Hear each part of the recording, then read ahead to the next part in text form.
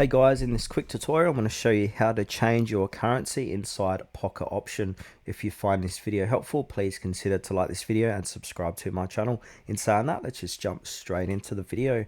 Okay, so first step is go to pocketoption.com. Then from here, go ahead and sign into your account.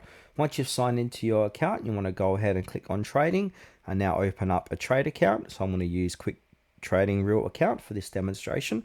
Now inside of here on the far right hand corner of the page, I'm in Australia, so it's going to be in AUD. But if I want to go ahead and change my currency from AUD to say USD, I can do so. So I'm going to click on my currency and then a little currency change account currency pop-up's going to appear.